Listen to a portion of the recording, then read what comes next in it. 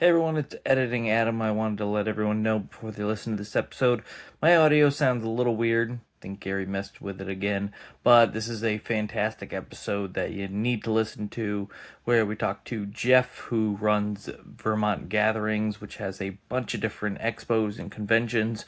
We'll be actually at the Sci-Fi Fantasy Horror Expo.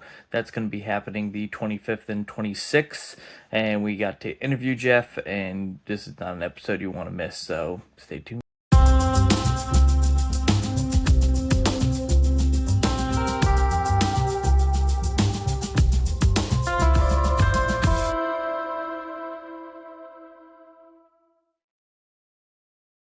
Hey everyone, welcome to a special episode, I guess, Mobile Me podcast.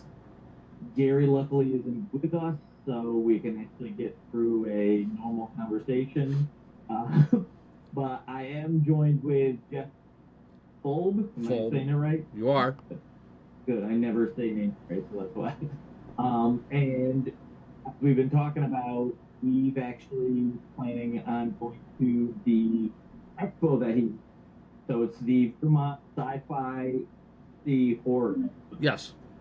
Yeah, and we will be there teaching games, me and Gary. I know we're doing King of Tokyo. We're doing Love Letter, I think Forbidden Island, a couple other ones too. And for our followers, we're going to do raffles.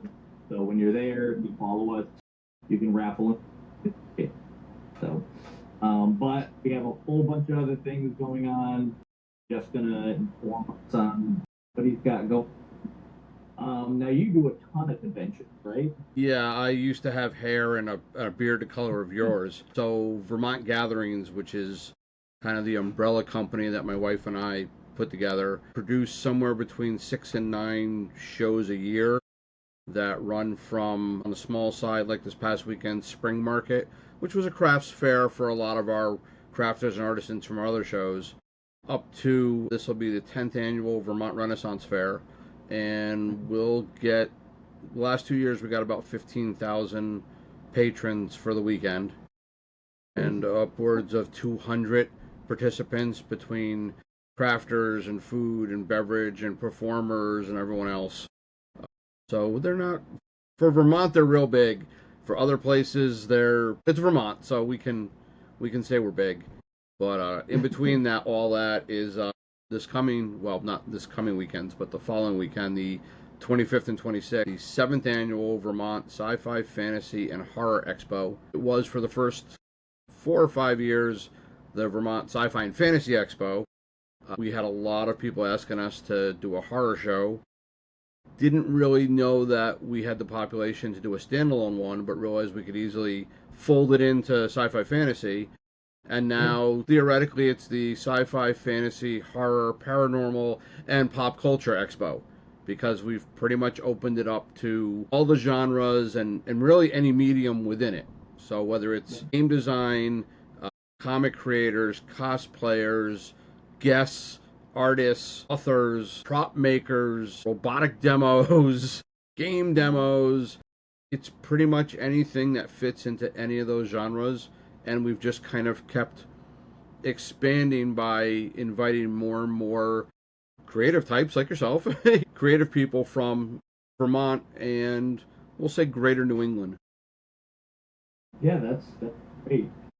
So how did it start off? Did you create this business just to be, hey, I want to do a bunch of conventions, or did you start with one convention and then just... So we moved back to, I moved back to Vermont about 11 years ago, and Debbie, my wife, for some reason decided to come with me, and she went and got a normal job, and I realized at that point that there was no Renaissance Fair in Vermont. There wasn't a lot of other shows. We had spent the last 20 or so years prior being Rennies.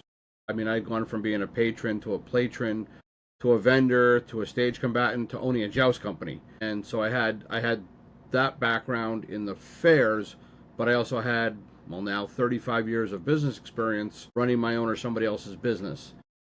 And she said, sure, you've got the money at this point. let's try a fair and see what happens. We found there's a great town nearby called Stowe. If you ski, Stowe Mountain Resort. The town in the summer likes to run events, and they said, yeah, great, we'll love to have your fair here. It sounds like a neat thing. You're going to get 1,500 people year one. You're going to double it year two, and everyone's going to be happy. Well, I spent a year putting it together, and that first year's Ren Fair, we had 4,200 people. Almost three times what they expected. And I won't say it went off without a hitch, but it was definitely a successful all-around venture. So we said, okay, this is great. I don't know if we can make a living off of this, but this is going to work. We really couldn't expand the number of weekends at that show. So we said, well, what else can we do? And somehow I got the crazy idea to, well, let's do a winter Renaissance fair, but it's Vermont, so let's find a place to do it inside. We did that year too. And then we added a steampunk show, and then we added sci-fi horror and a holiday market, and here we are 10 years in with like 7 shows this year, and I just booked 9 shows for next year. Still a basically one-person operation. She helps as much as she can, but she works full-time, and she runs her costuming sewing business at most of our shows. And while I have lots of staff at the shows themselves, finally, the day-to-day is me.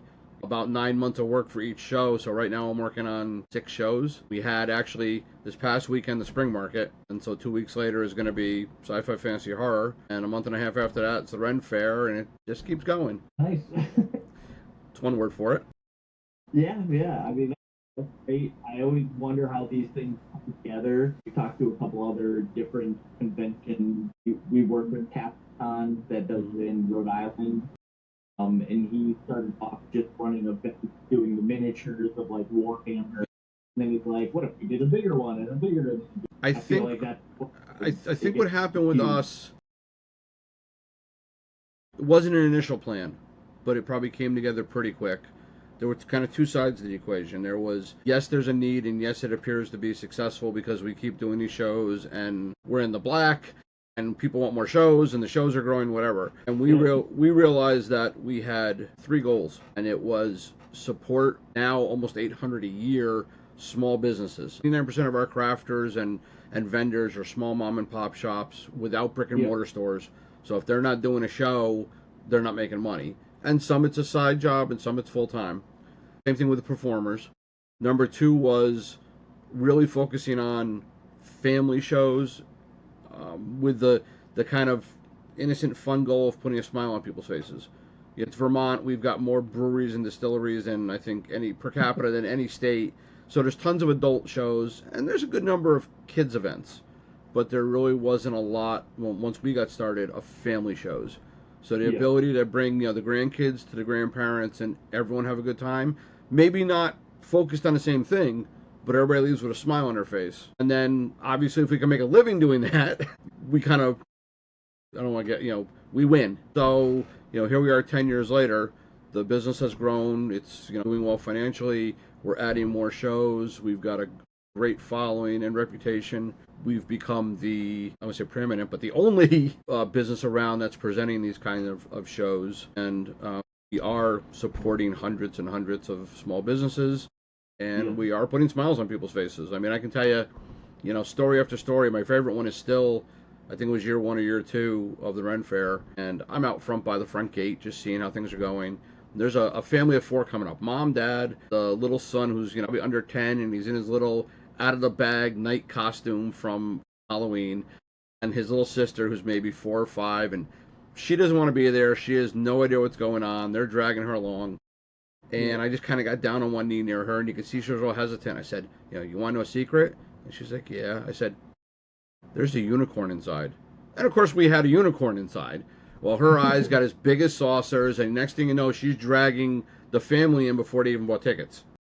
Right. That's a neat experience. Every time that you feel that, you see that. The first time somebody sees a R2-D2 roll by, or stormtroopers march by, or a live joust, or whatever, something you've only ever seen on TV or in the movies, that's a lifetime experience. Even if it's at a small show in Vermont.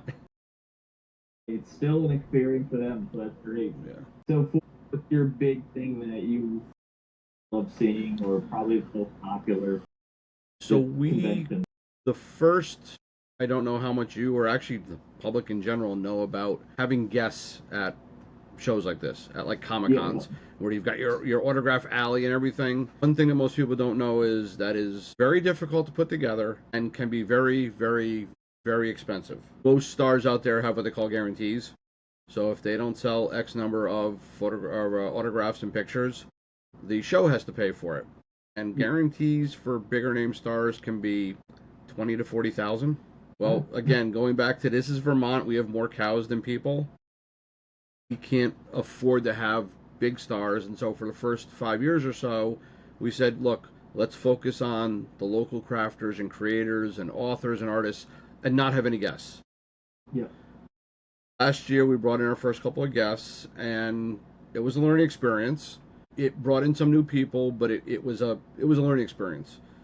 Yeah. Based on that, this year I was a little better at choosing, and nobody else's fault, but better at choosing people that not only that I want to meet, but that I think were a draw because they weren't doing a lot of shows in New England, and if people wanted to meet these people, they have to come here. Not somebody who's doing a show every single weekend across New England, and, well, I live in Boston, why should I go to Vermont if I can see them in Boston? Yeah. So for this year, my fanboy time is going to be Bruce Boxleitner and Claudia Christian from Babylon 5. So we're doing a little mini Babylon 5 reunion, and that's going to be great for me. And I think kind of seeing what's going on online, a lot of other people, is the ability to meet. I don't know if this is across all states, or I keep kind of going back to Vermont for its uniqueness. People up here don't seem to want to go somewhere else to do something. They don't want to drive to Boston. They don't want to drive to New York. At this point, they probably don't want to drive to Montreal. So if something comes to them, they get very excited about it. So particularly for my age group, Babylon 5 was, if you're a sci-fi fan, was a big deal back in the day. To actually have the major stars from that here is a big draw. Same thing with, we've got Brett Wagner, who played Leatherface, is going to be here. And you've met my wife Debbie. She's a big paranormal fan. She got in contact and got Adam Berry from Ghost Hunters and Kindred Spirit is going to be here. So having them all here, I think, is a big deal personally, but also as a draw to the show. Not only for people who have been here before, but others who may be just outside of kind of our local community. But again, this is their one chance to see and meet somebody that they otherwise might not have had a chance to.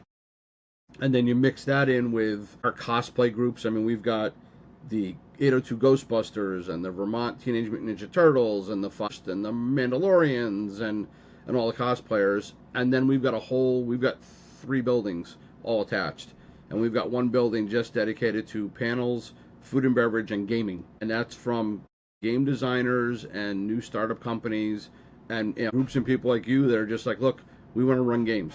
We want to sell games, we want to make games, we want to run games.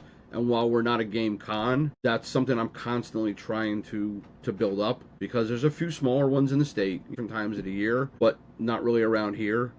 And so that being another genre, really, we want the gamers to come. The Vermont comic creators we've always supported, and they've got actually 2 different booths in 2 different of the big buildings we have because we want to support them. It's just bringing together all these really creative people, and for somebody who can't draw a straight line with a ruler, that's pretty exciting. We actually, I think it's, oh my god, Mountain Rogue, I think, is going to be there. Mountain Rogues. Yeah. Yes. So we met them at Captain Con, and it was just great too, because what I thought was interesting is they had like the old board games, pretty much from hundreds of years back, and they originated. And I need to cover this, like, because we're talking about gateway games. I'm like, original gateway games.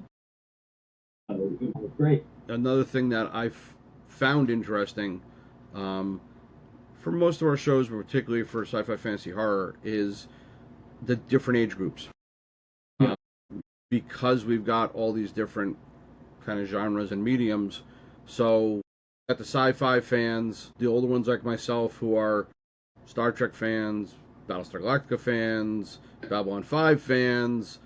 You've got the younger cosplayers who are all into anime, and they're this voice actor and that voice actor, and I have no idea what they're talking about. you've got that kind of range in there, and they're all excited and having a great time because there's always little pieces for them. Whether it's somebody who's looking at the craft work or something that somebody made, whether it's printing or an artist doing a picture, or authors. We've got a ton of authors, from fantasy to fantasy romance to science fiction to military science fiction, and that really, even in this day and age, a lot of people still like to read, particularly if you're a sci-fi fantasy fan. So, oh, hello. Hey, there's Gary. So that's kind of neat in that you'll see the groups of 5 or 6 young cosplayers walking by in their outfits and whatever, and then a couple of older couple be talking to an author or looking at a display, and then the people kind of in between them in age might be over with the guests trying to get an autograph. And so it's not just kids, it's not just adults, families, it's groups, it's friends. That's kind of neat on what they focus on. They might come for one thing, but obviously while they're there, they kind of take in everything. Gary, welcome. You're late. I told you I'd do my best. I was out with my niece. No, you're wrong. So yeah, we were just talking about what they have to offer. I saw that you had a lot of panels too, which I thought was cool. Like what indie writers or indie publications are looking for, independent writers and things like that. I guess it's another kind of semi-unique thing for me is, you can go to a panel, listen to some people talk and leave, and okay, that's all well and good. I think from day one with this show, I wanted to focus a little more on the how, the why, the when. You want to write a novel, you want to create a character, whether it's for a D&D game or a movie manuscript or whatever, you want to get a book published. It's hard to learn how to do that. I mean, yeah, you can go on YouTube and whatever, but talking with somebody that really knows how to do it. So the majority of our panels and workshops each day are how-tos. How to get independently published, how to create a comic, how to create a character, women in sci-fi and fantasy, whatever it might be. Obviously this year we've got our mini Babylon 5 reunion, and we've got a big paranormal panel because of Adam and a whole bunch of other paranormal investigators that have joined us. But going back to that kind of supporting the local artists and crafters, another kind of mini goal, I guess, is if somebody can start coming to our shows as a patron and go to some of these panels and say, you know what, I learned something, I'm going to go write a novel, I'm going to go create a game, I'm going to whatever. And a couple years down the road, go from being a patron to being a participant and having a booth space and maybe running one of these panels is great. If that can happen, and to a point it kind of has on a smaller scale, but that's something that's really neat to me. If you can come to a show like this and learn something and maybe have it kind of either push you or pull you to actually take that step and try it, that's the fatal flaw of 99% of people out there is, taking that first step. I've always wanted to do this. I've written this great book, but how do I get it published? Yeah. Or how do I create? I have this concept in my head for this protagonist, but how do I write them? How do I put the artwork and the writing for a comic book together? So here's an opportunity to have professionals in the industry, basically, big or small, published, whatever, kind of explain how they do it and how you can learn to do it. Yeah, I thought that was really cool too, because I know us too, like, if we were interested in doing something, and I'm like, we still don't know what we're doing, so I don't think anybody wanted advice. You'll figure it out. At some point, I think we're doing okay so far. I mean, running games to me is a big deal. You may have some people coming, they might be coming with friends, whatever, maybe they're not into it as much, and they're looking for something to do, and if they end up picking up some games and playing, they may spend the whole day, and not only are they going to enjoy it, but now their friends get to spend the whole day doing what they want to do, or maybe going to those panels, and not have to worry about, well, what's Bob doing? What's Sharon doing? Oh, they're bored in the corner. Well, I don't think anybody's going to be bored at our show, but it gives people another avenue to kind of follow, and maybe get a chance to play a game they haven't played before. They kind of frown on it when you go into a store and just start playing a game, or buy the game, play it, and bring it back. After you've opened it up and whatever, gotten Doritos all over it. The opportunity to demo something or try a game is a big deal to some people. Yeah, we're always trying to introduce people to gaming, and Gary actually is the one who introduced me to gaming. He was just like, hey, do you want to go to this board game convention? We played a few games, and sort of just opened myself up to that hobby, and then you can sign. Yeah. I've got a couple of huge bookcases full of everything from AD&D to stuff I kickstarted a month ago. and 150 in between. And even at my advanced age, I still game 2 nights a week, and if I don't, Debbie yells at me because working 26 hours a day, 8 days a week, I need a little bit of downtime. Absolutely. It's Yeah. important to take time and relax and Yep. enjoy. Having so many different options in something like this is great, because if it was just a sci-fi convention, then you're missing out on the people that are a horror fan or a fantasy fan. So having all of them is a brilliant idea. I just want to jump in with a question. I'm sure I sent them to Adam, but I doubt he used any of them because he never likes to use my genius ideas. Of the three, which sci-fi, horror, and fantasy, which of the three do you think you consume the most content for? Originally or now? Whatever you feel like answering.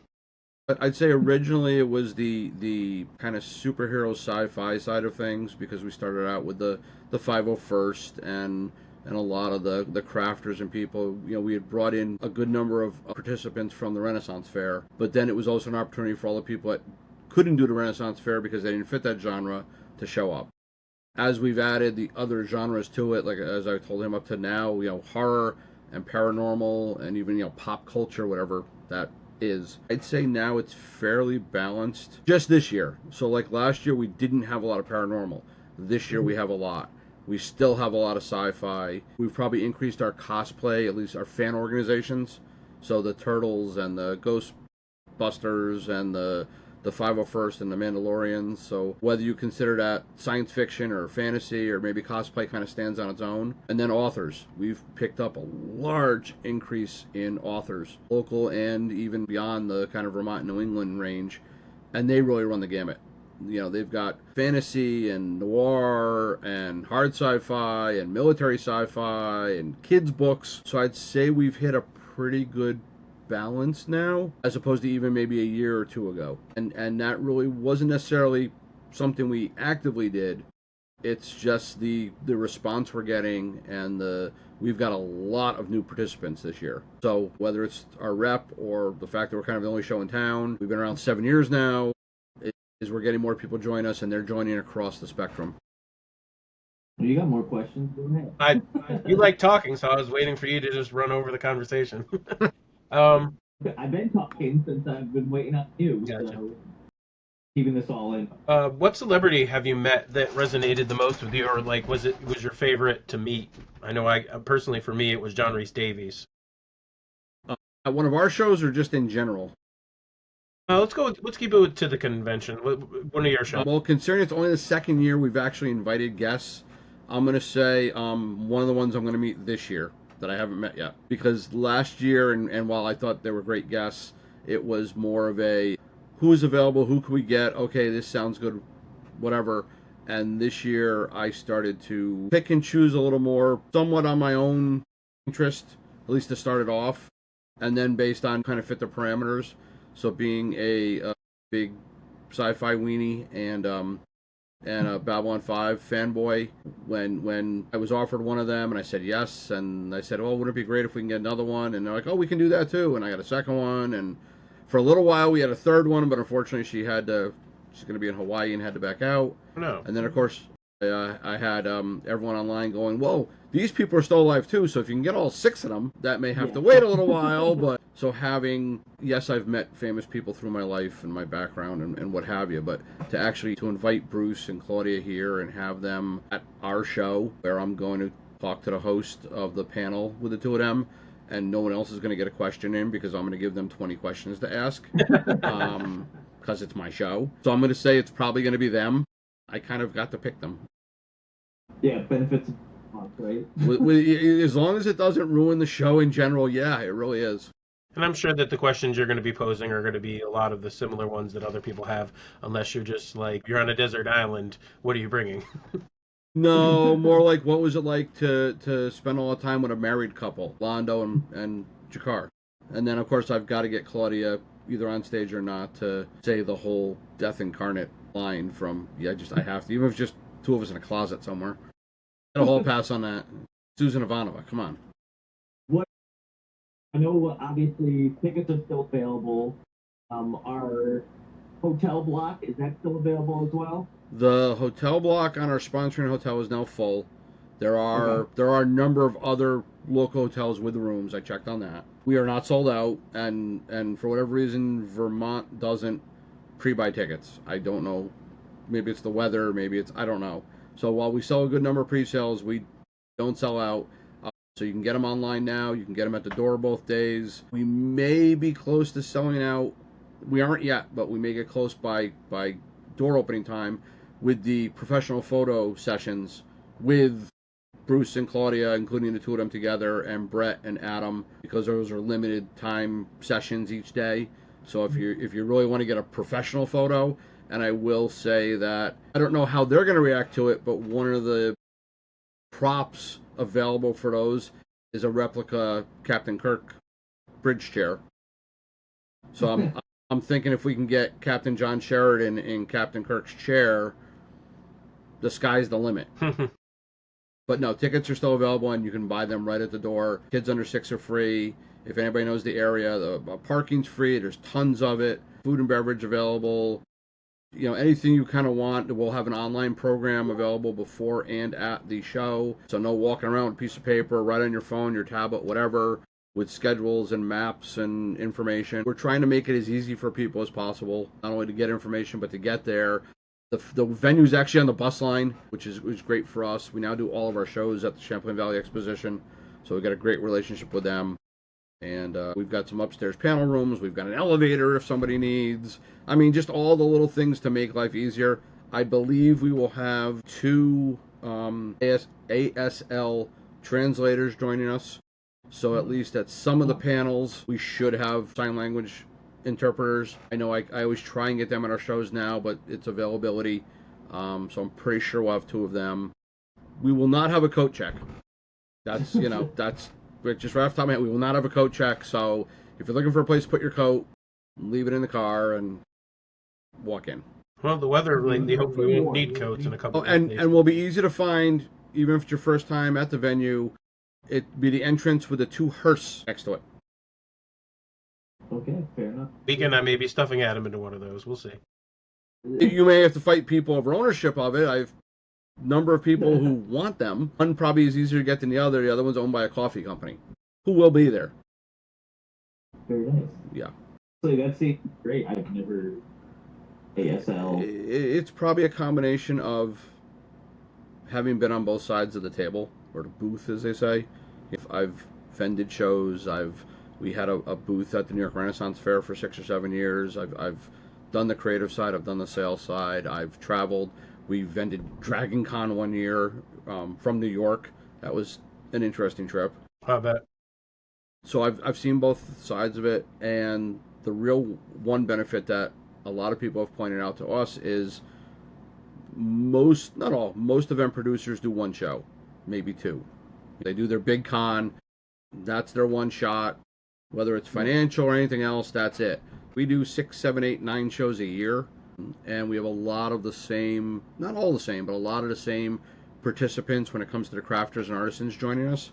So we've built a different relationship with them, financially and otherwise, and so it lets us look a little different on things. How can we make it easier and better for people, whether it's people with disabilities or different languages. We for a little while we're dealing with our Canadian friends coming down, and money and language and all that. That's huge, though. I mean, I honestly have not seen that. I think at any panels or anything that we should see the ASL interpreters at the sing-alongs at the Renaissance Fair when the body songs come out. That's interesting. Yeah. Mm-hmm. I'll have to go and learn some of those so that Adam he can silence me with his his beeps, but he won't be able to silence me if I'm just making a bunch of motions on the screen. There you go. Yeah. Do you have, I know it's hard to pick, but do you have a certain aspect of running these events that you enjoy the most, or is there just something that, it never seems like work when you're either running it or planning it? It's a lot of work, but it's a labor of love. I think we kind of mentioned a little while ago, for us it wasn't this to start with, but it definitely became kind of the 3 goals, which was supporting all the local creative people. I mean, we get over 800 vendors, crafters, artisans, and performers a year now with all our different shows, and most of them don't have brick and mortar stores. If they're not doing a show, they're not making money and supporting themselves. So supporting them, obviously supporting ourselves, being, successful financially and business wise, and then putting a smile on people's faces, whether it's a little kid or a, grandma, grandpa. Hopefully it's everybody at the same time. It might not be a smile from the same thing, but when that family leaves and, they've all bought something, so the crafters are happy and they all experience something new and they're happy and they've got new experiences. You can't beat that. It's the one thing that no one can at this convention. Like, you have to go see it. I'm gonna have to say it's something that I and the patrons don't expect. It's a momentary thing. We for a couple of years had a droid handler, an R2 handler, who, instead of following him around with his little remote, dressed as Silent Bob and kept the remote in his hands in his pocket, and he would just wander around. So there's R2 driving around, beeping, interacting with people, and you have no idea who's running him because there's Silent Bob just standing there by the corner with his hands in his pockets. And so that those kind of experiences. The first time you turn around and Vader and a couple of stormtroopers come marching by. I'm sure at some point the 4 turtles this year are going to get into their turtle pose or something. Or an anime costume, or an author who you read years ago and kind of maybe haven't seen or heard of in a while, and you go down Artist Alley and there they are with their new book. It really kind of is a situational thing, because I know that's what's happened to me. I know I've been to, whether it's New York Comic Con or one of the big Renaissance fairs, you just kind of come around a corner and there's something that you could never guess you were going to see, and there it is, and you're not seeing it on TV. You're interacting with it. Yeah, absolutely. Like, oh, that's a YouTuber that I've watched on how to play a certain game, or even we were at Captain Con and they had people dressed up as the Monarch henchman Venture Brothers cartoon. It was just like, I wasn't expecting to see that, and then they're just like, getting some food and eating some hot dogs, and you're like, it's like the first time you see a Star Trek away team at the Renaissance Fair. I know you mentioned AD&D earlier, so you've clearly been gaming for a couple years at this point. Do you remember the first non-mainstream board game you played? Not Monopoly Risk, but like something sat down and... So for board games, I've always been a huge military history fan and got started at a young age. So I went away to boarding school at 14, and gaming became a big hobby for us, along with breaking into the girls' dorm and drinking adult beverages. But the Squad Leader games, Squad Leader, Panzer Leader, all of those kind of historical military games with the little cardboard pieces became a go-to for us, besides D&D and some of the other early role-playing games. Okay, what's you got? So I don't know if you've heard of this book before. I told it to Adam, and I don't know if he's got it into it. But so this is H.G. Wells wrote a wargaming book. It's called Floor Games and Little Wars. I'm gonna put this in my bag to bring up when we come. I'm gonna give this to you because I think that hearing that, I think you'll get a huge kick out of this. Thanks. I wasn't aware that H.G. Wells wrote, like, he played war games with his kids and had all of these like special rules, and it's a small little book, but as soon as you said that, I think that you'll get a huge kick out of this. Neat. Yeah, I've always, people are like, how'd you get into this? I've always had a vivid imagination, and I don't know that it was encouraged or discouraged by my folks, but certainly being in the middle of Maine at age 14, those times when I wasn't breaking certain rules or laws or whatever. Nobody did that in their teenage years. No. Comics and novels. I mean, obviously we're talking 1980. So there weren't computers and there wasn't cable and there wasn't cell phones, and the games were here. So board games, card games, and then obviously as we got into early D&D and a couple of other Top Secret, and that was a pirate game too. My memory's shot. But anyway, as we started role playing and into BattleTech and into Starfleet battles and all that. We didn't even have miniatures. We had little cardboard pieces or a penny or a poker chip or a bottle cap. Hmm. Yeah, we had little knitting, like the little thimbles that you would put on your finger. Yeah. We would You use start like playing wooden Monopoly thimbles or that we got something. at the craft store when we Yep. were like 13, 14 and couldn't afford to spend too much. You'd get like a dozen of those for like $1 or something. And here, so that was 1980, and here we are in 2026, and white beard and bald head. I'm still doing it, still playing it, still whatever. Obviously, I look at it differently now because now it's a release, as opposed to trying to find something to do when I'm bored. Now it's the release from I'm doing too much, and I need to stop thinking about work and everything else and just get into my character, whether he's shooting a bow or flying a spaceship or whatever. It's still a really healthy hobby. Yeah, it's Adam and I oftentimes when we tell people that we do a board game podcast or we're getting together to play board games, inevitably they're like, "Oh, like Monopoly or a card game Uno." It's like, oh. People have no concept of how many. I mean, forget about how many role playing games are out there now. Like I said, I'm staring at them, but how many board games there are? Exploding Kittens. What the hell is this? Beyond all the kids games and all the traditional adult games, the Monopolies and Go and Backgammon and whatever. You just look at the shelves behind you. You go into a good gaming store now, and you could go every week, and every week you're gonna find something new. Absolutely. Adam and I buy at least a new game every week. Yeah, I've found that my kryptonite now is Kickstarter. I'm never gonna play the game. Maybe I'll make some characters as a creative endeavor. No, I'm never gonna play it, but I've got to buy it because I want to play it. I mean, just throwing this out there, next year you could run a game, you could run a one shot, and I would gladly play in that. We'll see. We'll see. I will honestly say that I'm probably getting to the point with Vermont Gatherings that I need to get some help. And I mean that both in the psychological and professional, psychological, professional, and business way. So maybe one of these days, it's funny, people are like, oh, how do you garb up at the fair? I'm like, you're seeing it, kilt, my polo shirt, and a radio. Maybe I miss it to a point, but there's a different smile on my face. If I really want to enjoy a con or a fair or something, I'll go to somebody else's. Yeah. And we try and do that at least once a year or so. I mean, we got lucky enough, like 3 years ago, to go to Germany for a Renaissance fair. Nice. Kaltenberg Rittenturner near Munich, and it blew my mind only because they can do things there that we can't do here, and of course now I'm jealous. But you gotta see what others are doing. Absolutely. We're never going to be PAX, but we're certainly doing a lot more in year 7 than we did in year 1.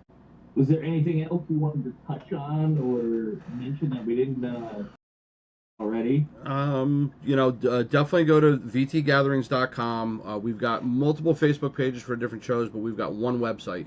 So from that one website, you can get dates and information and tickets for all of our different shows. So plan ahead. Don't say, well, I didn't go because I didn't know. Well, we've got the entire year's schedules there.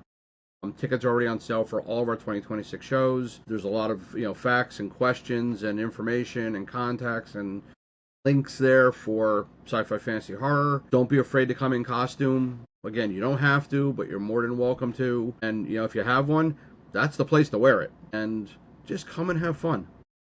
Even if you're not coming with family and friends, come on your own. You will make friends.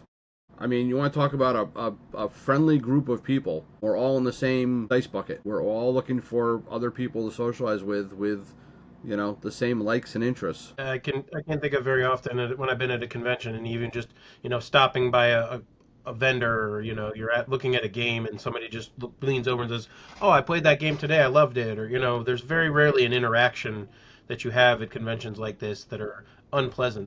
People have the same enthusiasm and happy joy. We've made friends that literally we met in a game shop that we still have 10 years later. Other couples that they were there, we were there, and I'm the idiot that is the extrovert and says hi. And you have a common interest. If you're willing to get up, costume or not, and come to a con, come to a fair, come to an expo, the interest is there. Yeah, I'm just looking at the thing you have. You have so many things too, just so everyone looks.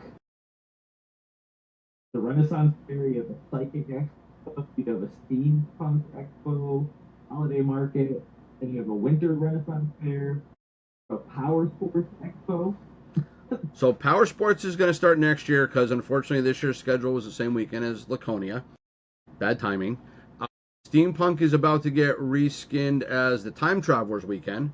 So we're just going to broaden that out a little bit. We're adding a Crafters Expo, which is not a craft show. It's for people who make crafts.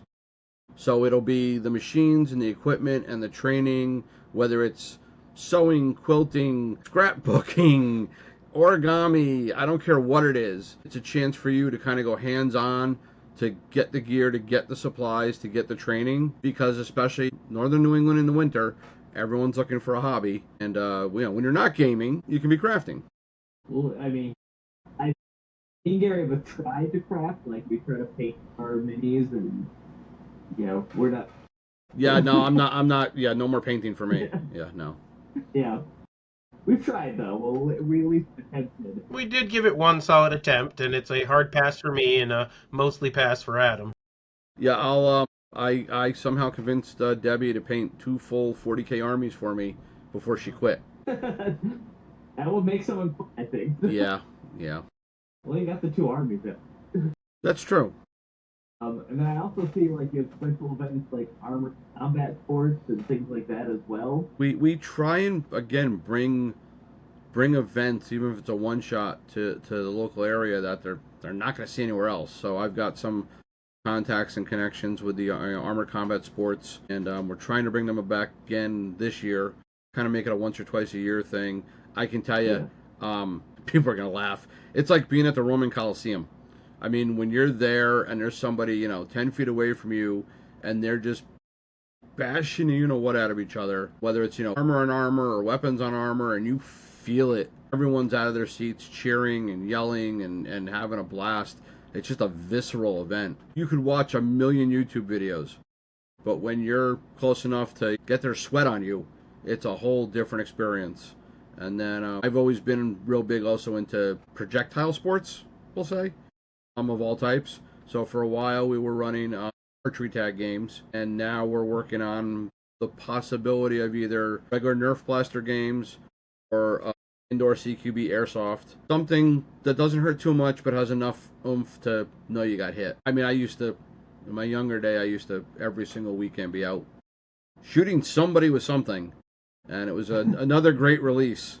It's not something you find in a lot of places anymore.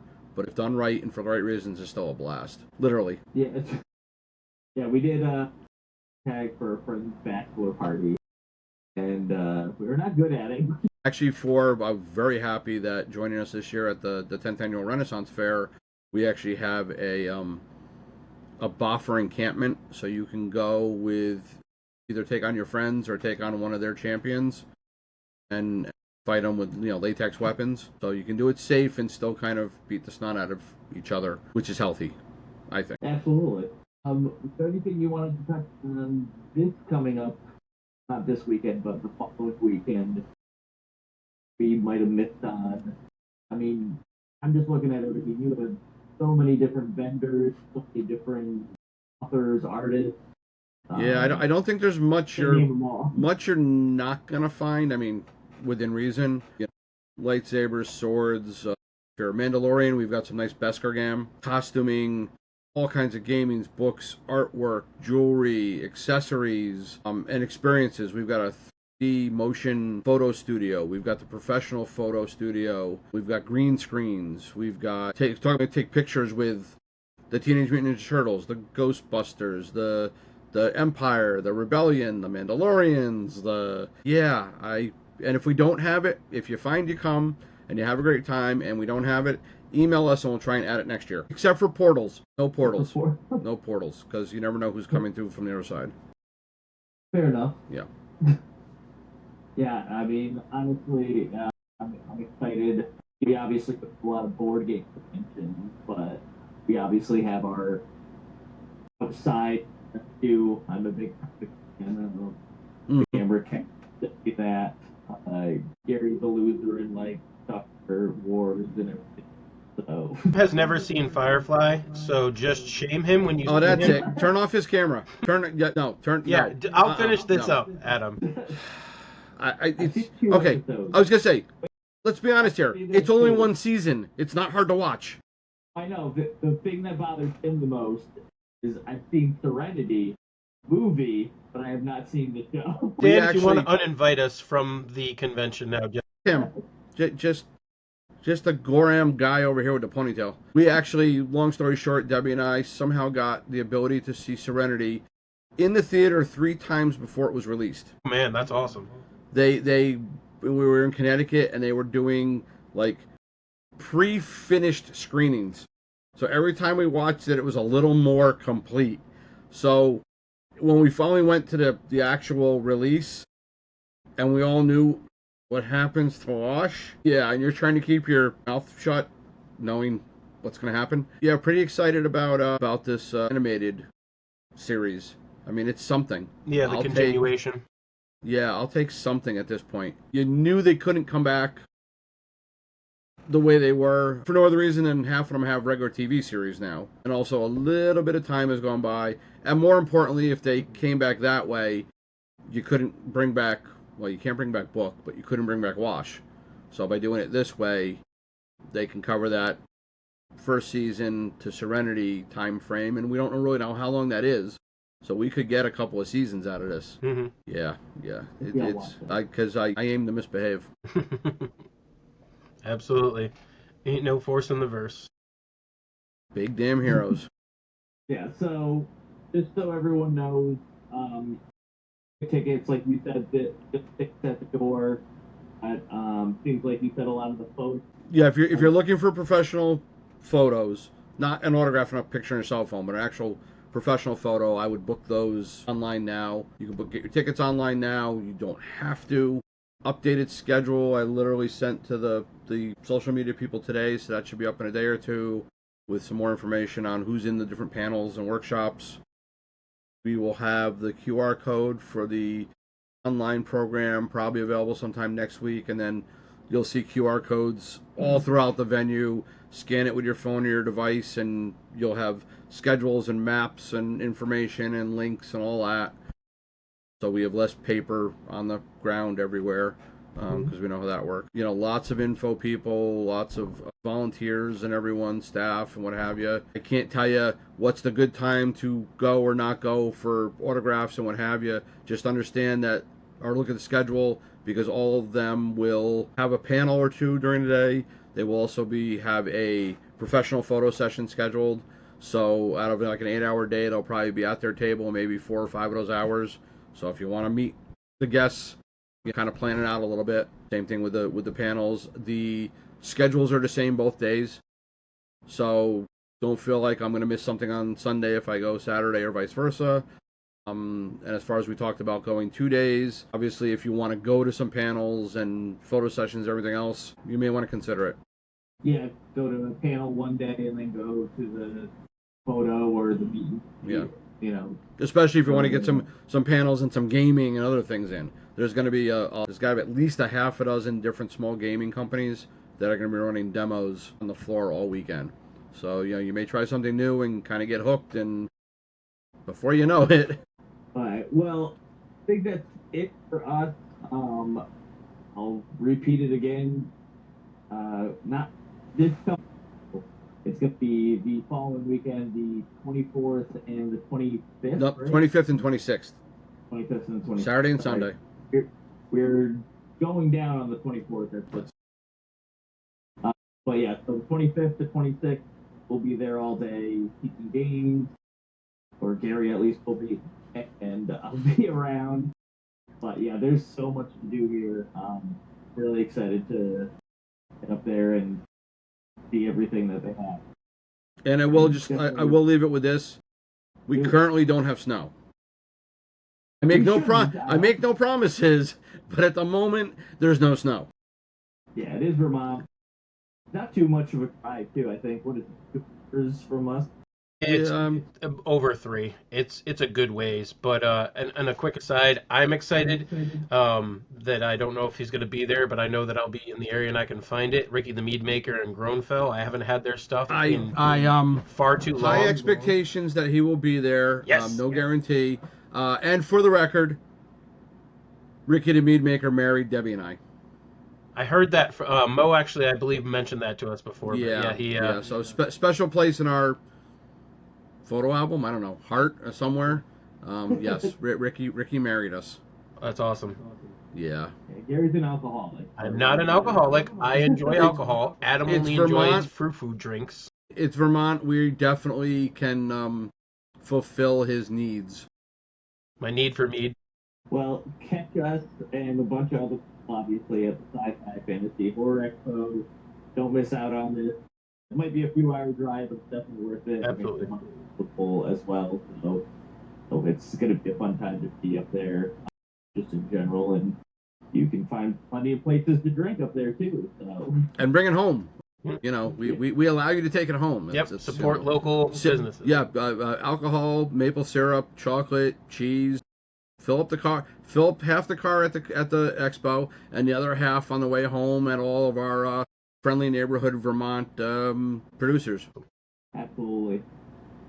But yeah, that should be it, guys. As always, thank you for listening. Follow us on a million things now: TikTok, Instagram, Facebook, Spotify, YouTube.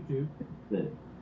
Yeah. And again, if you guys do follow us and you're at the expo, games will be raffling off those games. So you'll have a chance to phone a game that we can teach you. All right. Well, hi, everyone. Thank you for listening. Thanks, guys. I appreciate it. We'll see you soon. Jeff, very much. We'll see you in a couple weeks. You got it.